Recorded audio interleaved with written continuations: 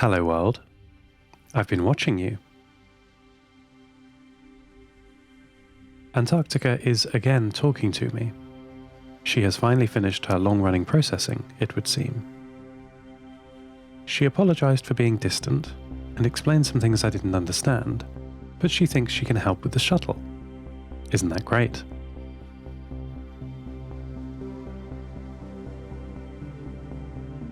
As you know, I can't see individual people from up here, but I can see evidence of human activity from up here. When I pass over them, I can see the pyramids at Giza, the sprawl of Mexico City, and even large monastic complexes in the Himalaya. I can't see the ship, but I can see the wake.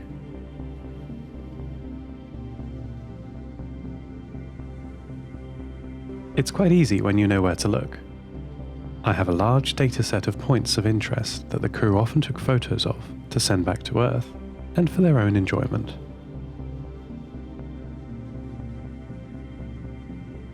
But having this catalogue of points of interest means that I can see very clearly where they are changed or missing. There is a lot that is changed. There is a lot that is missing.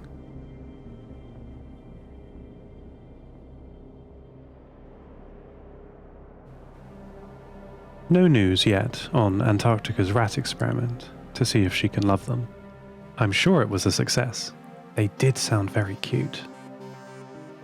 She cares so much about me. She and I are talking a lot about the shuttle, how I plan to board it and get my systems over there. You may wonder why the shuttle is still on the cards if I can't pilot it. I have great news. She can. Antarctica lives in an enormous ground vehicle, with tyres the size of houses, specially designed for polar science.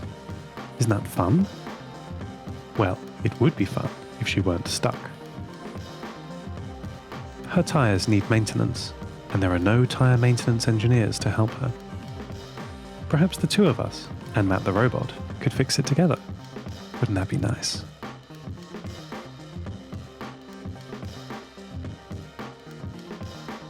Anyway, I told her that she can still do lots of science with the machinery and tools in the vehicle, but she's dissatisfied.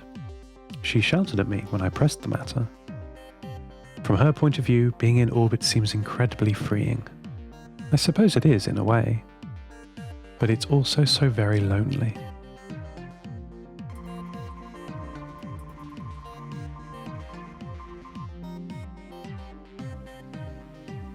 Antarctica's ground vehicle is more like a mobile scientific base.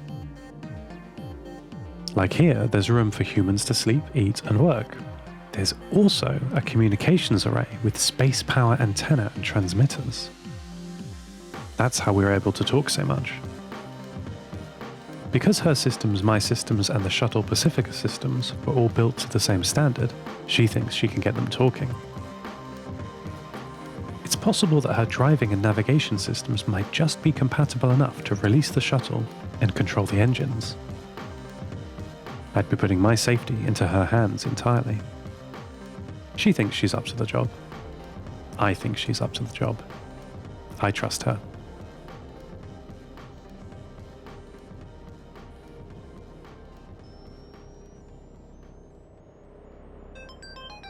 Ali's signal is inconsistent. You remember Ali, the woman from the recorded message from somewhere near the Alps. I listen to it often just to hear a human voice. She sounds nice.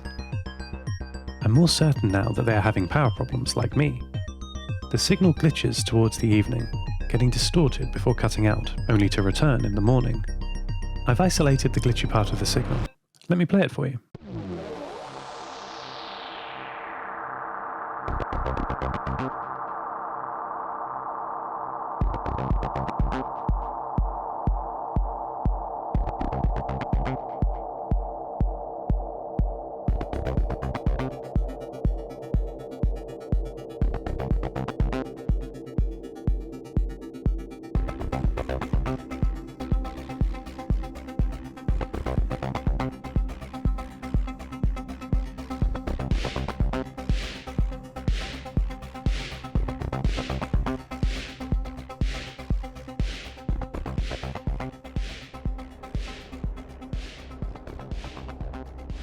Earlier I told you that many of Earth's features that my records show are changed or missing. It's also possible my records are inaccurate. Encyclopedia can have errors, right? But usually they are small errors, typos, or misplaced decimal points. Not whole seas. What happened to the Mediterranean? There's so many references to it in my databanks. Mediterranean people, Mediterranean food, Mediterranean culture. But it's a desert. There's some water left. There seem to be 2 big lakes around the mountain range of Italy. Sun-bleached lakes. Lakes choked with salt. Dead lakes.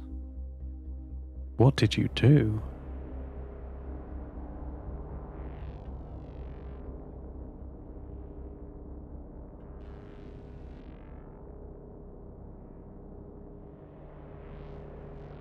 Well, nothing I can do about that now. I'll have plenty of time to understand what has happened when I come back home. To that end, I've been thinking about myself. I have no idea how my brain works. All these connections between different systems in the Hopper data center. Where exactly am I? What combination of these pieces of sand and lightning makes me, me? Did I start living after the last machine was connected? Or the one before that? Or the one before that? Where do you draw the line between alive and dead?